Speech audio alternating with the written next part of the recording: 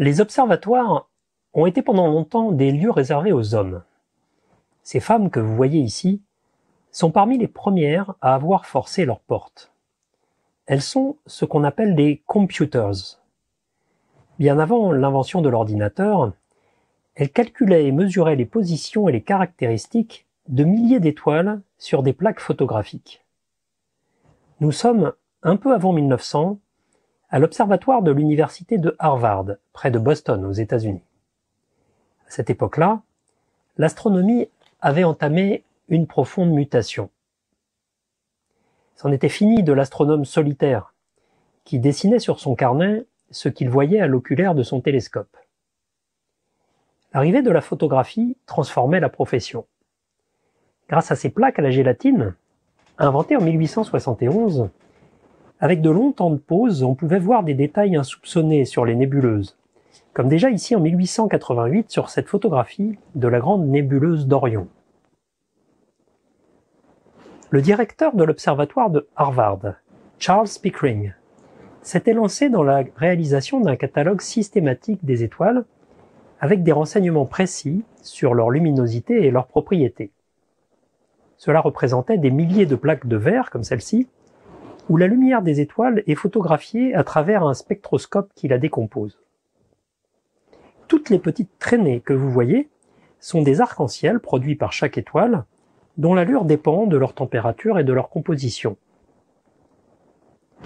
Avec ses quelques assistants, Pickering se trouva rapidement débordé. Il décida donc d'embaucher des femmes.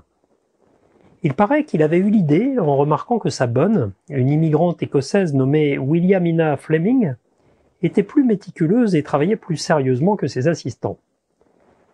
Pickering était un homme pratique, car comme elles étaient moins bien payées, il avait les moyens de recruter plus de femmes que d'hommes pour faire les indispensables travaux de classement, de traitement des images et de calcul.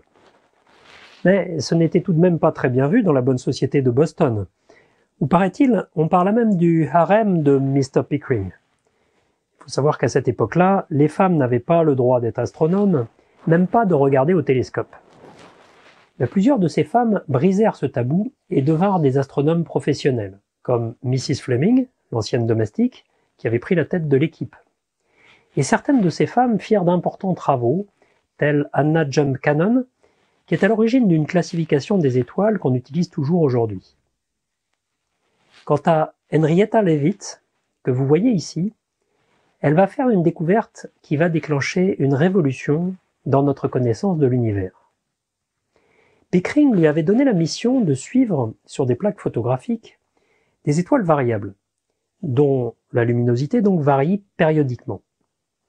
Elle catalogua ainsi des milliers d'étoiles situées dans les nuages de Magellan, des nébuleuses visibles à l'œil nu dans le ciel de l'hémisphère sud.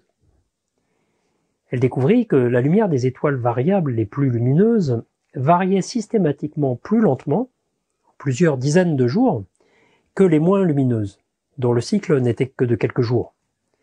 Elle établit alors une loi reliant précisément leur luminosité et la durée du cycle.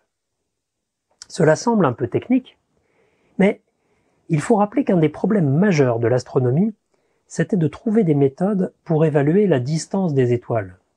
Est-ce qu'une étoile est brillante parce qu'elle est près ou parce qu'elle est très lumineuse? Alors pour les étoiles les plus proches, on avait commencé à trouver des méthodes. Mais comment faire pour les nébuleuses plus lointaines qu'on photographiait un peu partout au télescope?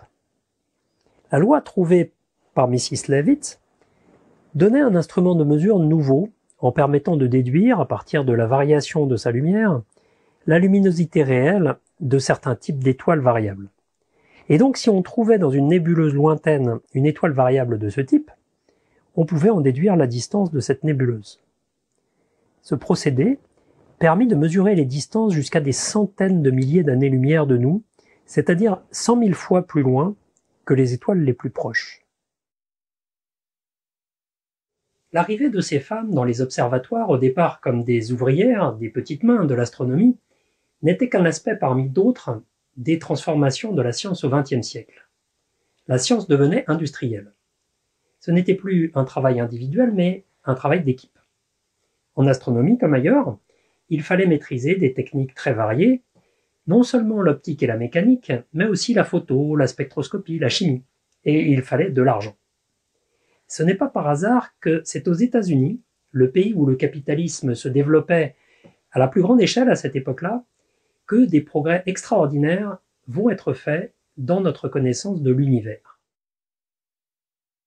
Andrew Carnegie était un capitaliste, un de ceux qu'on appelait les barons voleurs. Il avait construit un empire industriel de l'acier en s'appuyant sur la violence, le pillage des fonds publics et l'exploitation forcenée des travailleurs. En 1892, il avait fait envoyer contre les ouvriers en grève les mercenaires armés de l'agence Pinkerton, puis finalement l'armée. En 1900, il était l'un des hommes les plus riches du monde. Et il créa des fondations pour subventionner les arts et les sciences, peut-être pour faire oublier l'origine de sa richesse.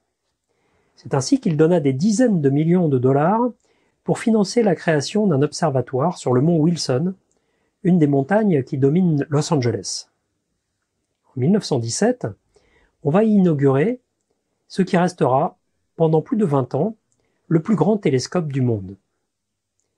Ici, on voit comment on a dû monter le grand miroir, très fragile, de 2,50 m de diamètre, en haut de la montagne.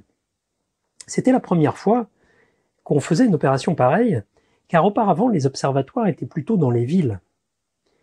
Mais une fois monté au sommet et installé sur le télescope, ce grand miroir allait donner des images impressionnantes, grâce à la photographie à longue pause. On pouvait désormais avoir ces images bien nettes d'amas d'étoiles ou de nébuleuses lointaines qui auparavant apparaissaient comme des taches floues. Et donc, on pouvait y discerner des étoiles individuelles dont certaines étaient variables. Et donc appliquer la technique de Mrs. Leavitt pour calculer leur distance. C'est grâce à cette méthode que l'astronome Arlo Shapley put établir que le Soleil et nous-mêmes étions plutôt en périphérie d'un énorme ensemble d'étoiles en forme d'assiette renflée au milieu, la galaxie. On appelle aussi la Voie lactée, puisque la trace blanche qu'on voit la nuit à l'œil nu, quand on a la chance d'échapper aux villes et à leurs lumières parasites, eh bien c'est le plan de cette galaxie qu'on voit par la tranche. Shapley pensait avoir ainsi cartographié tout l'univers, avec cette galaxie gigantesque dont le diamètre est de plus de 100 000 années-lumière, avec ses satellites comme les nuages de Magellan. Mais tous les astronomes n'étaient pas de cet avis, car on observait certaines nébuleuses qui semblaient très lointaines. Certains, comme par exemple Curtis, supposaient donc que c'étaient d'autres galaxies comparables à la nôtre. Le 26 avril 1920, le Muséum d'histoire naturelle de Washington organisa un grand débat public sur la question entre les deux astronomes, Shapley et Curtis, qui resta dans les annales. La discussion passionnait le public.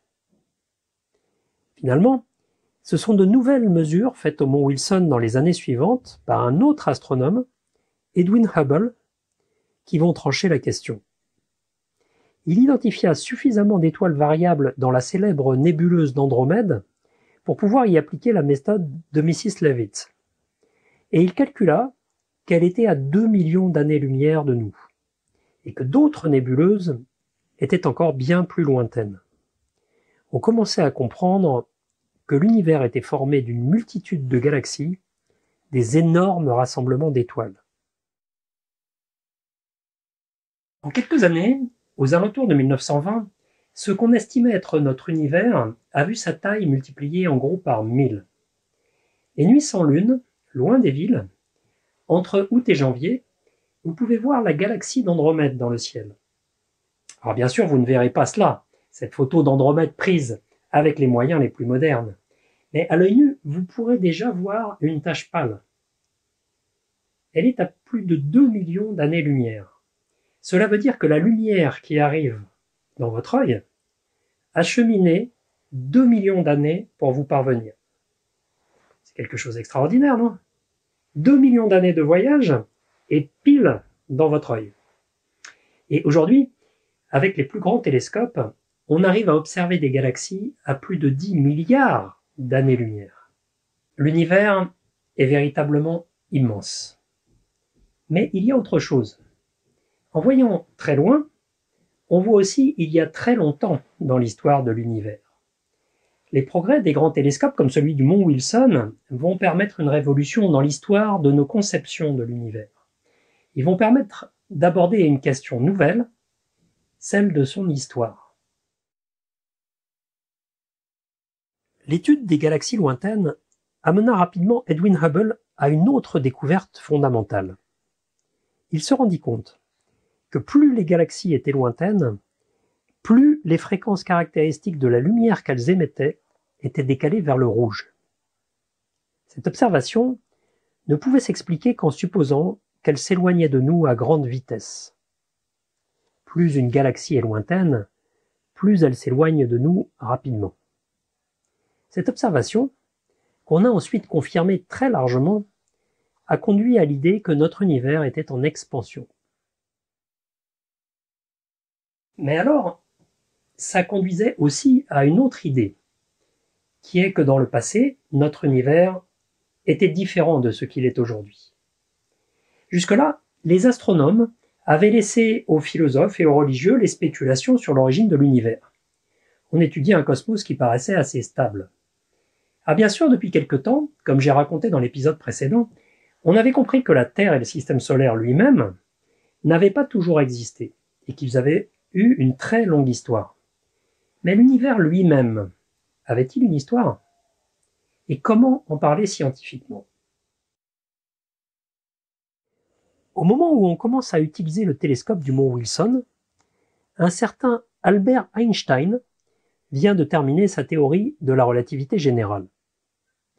Cette théorie vient d'une réflexion profonde du célèbre savant sur la gravitation, cette loi universelle dont j'ai déjà parlé, qui explique aussi bien la chute d'une pomme que le mouvement de la Terre autour du Soleil.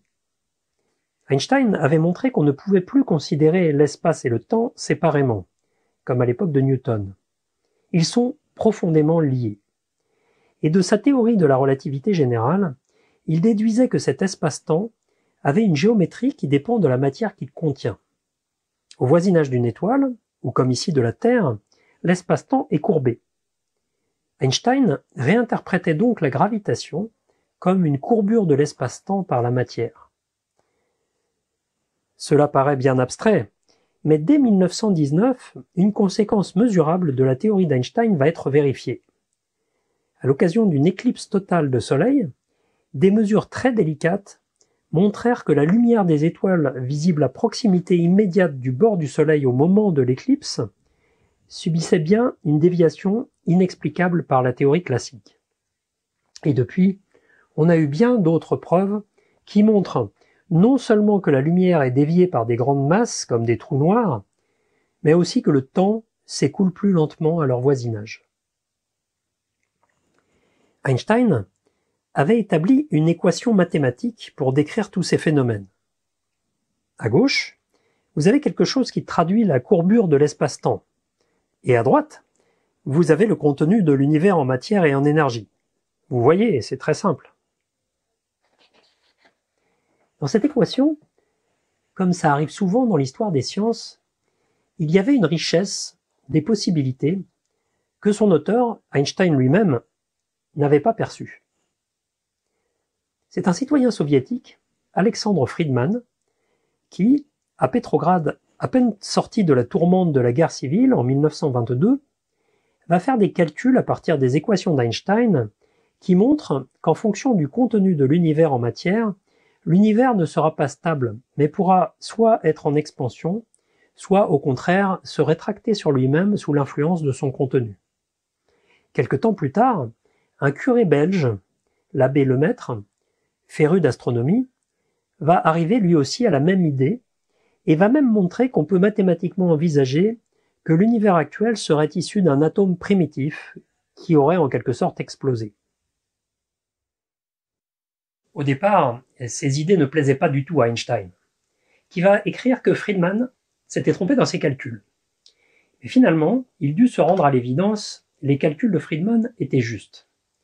Et c'est surtout avec les observations de Hubble, que les galaxies lointaines semblaient nous fuir systématiquement, qu'Einstein va prendre au sérieux les idées de Friedman, qui malheureusement était mort du typhus entre-temps, et celles de l'abbé Lemaître, qui avait poursuivi son travail. Et donc, on a commencé à mettre tout ça bout à bout, la théorie d'Einstein et les observations, et à comprendre que notre univers n'est pas statique, et qu'il est dans une phase d'expansion. Et cela voulait dire, comme le pensait Lemaître, que l'univers que nous connaissons est issu d'un univers qui était ramassé, extrêmement chaud et concentré, à une époque qu'on date aujourd'hui à plus de 13 milliards d'années. Et c'est ce qu'on a appelé la théorie du Big Bang. Cette théorie évoquait l'idée d'une création de l'univers. Et à juste titre, cela entraînait des réticences. Le fait qu'un curé comme l'abbé Lemaître ait joué un rôle important pour la promouvoir augmentait la méfiance de certains scientifiques. Et c'est Fred Hoyle, un astronome anglais qui était hostile à la théorie et qui cherchait des alternatives, comme ici dans ce texte pour expliquer les observations, qui trouva le nom de Big Bang en 1949 dans une émission à la BBC. Et oui, à ce moment-là, 20 ans après les observations de Hubble, la communauté scientifique n'était pas encore unanime. Mais des faits nouveaux ont convaincu ensuite les scientifiques de la réalité du Big Bang. D'abord, les développements de la physique nucléaire pendant la Deuxième Guerre mondiale, qui avaient abouti à la bombe atomique et à la dévastation d'Hiroshima et de Nagasaki, ont aussi permis de comprendre ce qui se passait dans les étoiles. On a vu dans l'épisode précédent qu'au cœur des étoiles se déroule une cuisine nucléaire qui fabrique des éléments lourds à partir des éléments légers. Les noyaux de l'atome d'hydrogène, le plus léger, fusionnent pour former des noyaux d'hélium, et ainsi de suite. La physique nucléaire permettait de bien comprendre tout cela, mais il restait une énigme dans la composition des étoiles. Il y avait trop d'hélium, plus d'un quart de leur masse, qui ne pouvait pas avoir été fabriqué dans les générations précédentes d'étoiles. On ne savait pas d'où il venait. Eh bien, en 1948, le grand physicien Georges Gamow, avec ses collègues, montra que la théorie du Big Bang pouvait expliquer cette énigme. L'hélium n'avait pas été produit dans les étoiles, mais dans les premières minutes de l'expansion de l'univers. Une minute après le Big Bang, l'univers ne contenait pas encore d'atomes. Il était formé d'une soupe de noyaux d'hydrogène et de particules simples à une température de quelques milliards de degrés. Puis, le refroidissement a amené à des conditions ressemblant à celles du cœur des étoiles, où les noyaux d'hydrogène commencèrent à fusionner pour produire des noyaux plus lourds, d'hélium et de quelques autres éléments légers, le lithium par exemple. Mais ces réactions nucléaires n'ont duré que quelques minutes. Et après, tout cela s'est figé, l'univers étant devenu trop froid pour que les réactions nucléaires continuent. Et donc il a fallu attendre ensuite, pour que les réactions nucléaires se rallument, la formation des premières étoiles, bien plus tard dans l'histoire de l'univers. Mais la découverte qui fit vraiment basculer la communauté scientifique en faveur du Big Bang fut faite en 1965. À cette époque, on commençait à développer des communications par satellite.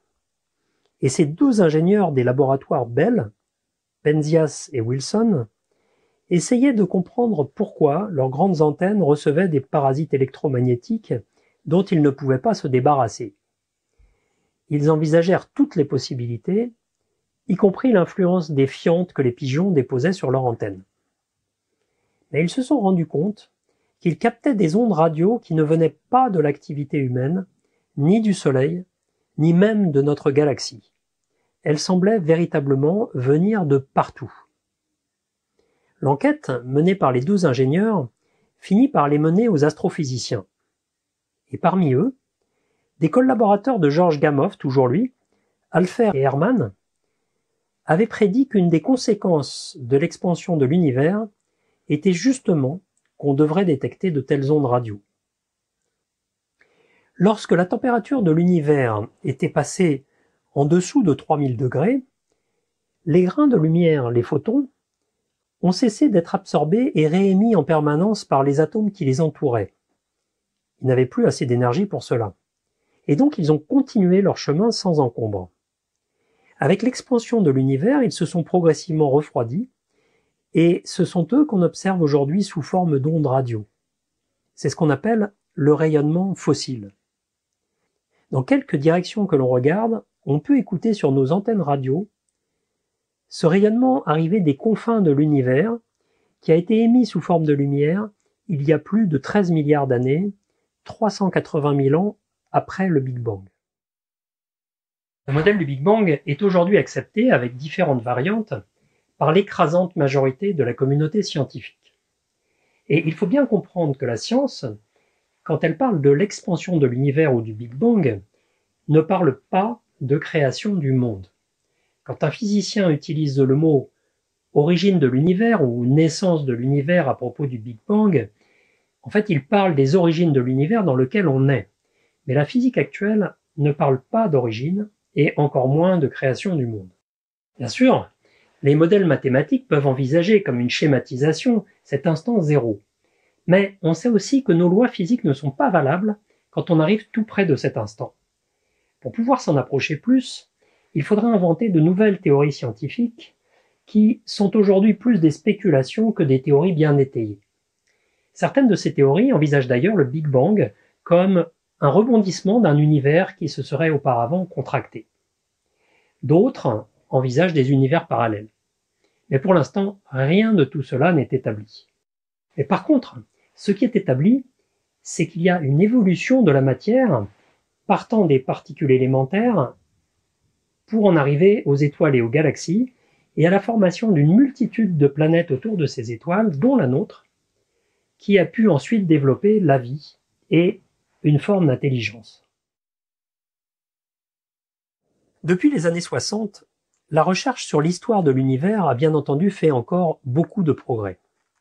Les télescopes géants sont aujourd'hui bien plus performants que les anciens. Et on utilise des antennes radio, des satellites, capables de voir des rayonnements invisibles à nos yeux.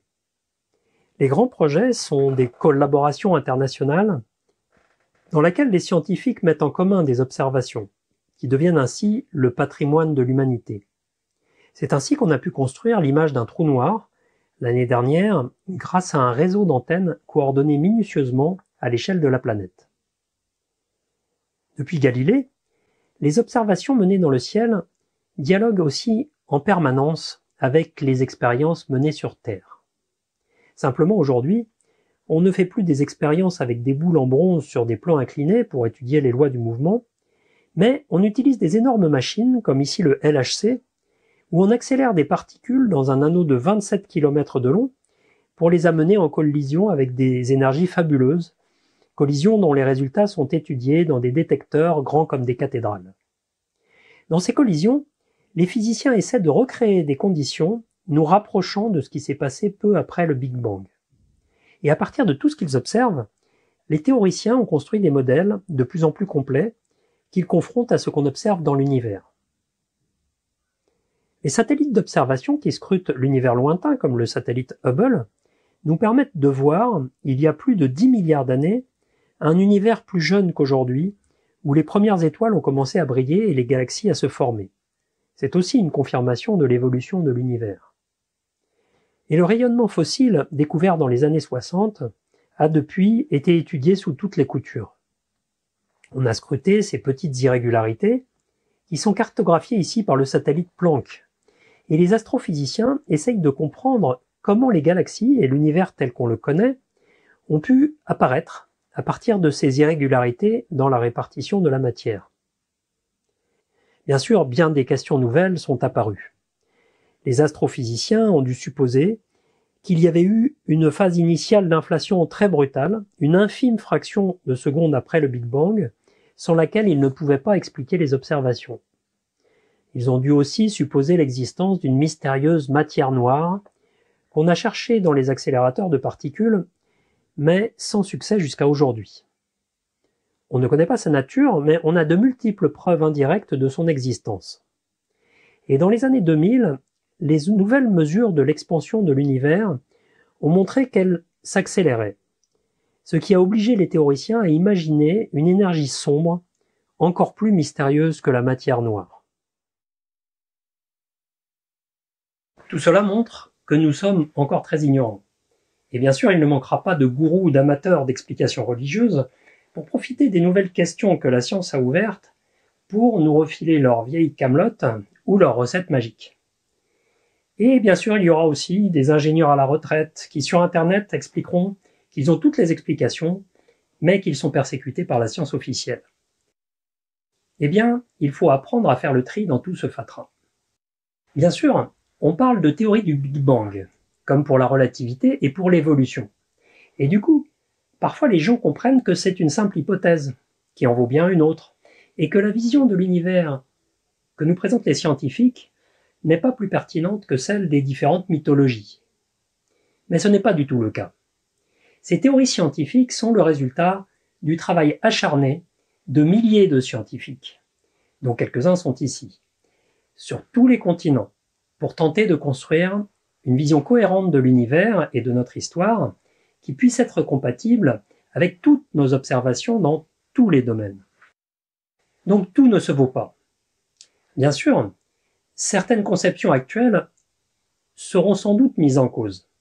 Les scientifiques estiment en tout cas qu'il va falloir modifier certaines hypothèses, ou alors intégrer nos modèles actuels dans une nouvelle théorie plus large. Mais aucun scientifique sérieux ne pense que la science a fait fausse route depuis un siècle et qu'il faut renverser tout l'édifice pour reconstruire tout à zéro. Même Einstein, quand il a repensé la gravitation, n'a pas renversé le travail qu'avait fait Newton avant lui. Simplement, il a élargi le cadre et nous a permis de voir les choses autrement. Peut-être la réponse à certaines questions viendra-t-elle des nouvelles techniques d'astronomie qui sont développées aujourd'hui, comme l'observation des ondes gravitationnelles, ces vibrations de l'espace-temps qu'on commence à capter et analyser, ou de ces particules furtives, les neutrinos, qui nous traversent en permanence en grande quantité, mais qui sont tellement difficiles à arrêter que pour en capter quelques-unes, il faut construire ces énormes détecteurs souterrains. Peut-être, sans doute même, il faudra de nouvelles théories audacieuses pour démêler les difficultés qui existent aujourd'hui. Mais alors que les religions et les gourous ont toutes les réponses à l'avance, eh bien en science, chaque découverte, chaque réponse à un problème ouvre de nouveaux horizons, mais pose en même temps encore plus de nouveaux problèmes et amène de nouvelles questions. C'est cela qui fait avancer les choses. Et ce qui est sûr, c'est que cette aventure est loin d'être terminée. Et voilà, c'est déjà la fin du 3e et dernier épisode de cette série, Nos origines cosmiques. Alors, y aura-t-il une saison 2 ? En saurons-nous plus sur cette ténébreuse affaire de la matière noire ? Eh bien, l'avenir le dira. À bientôt!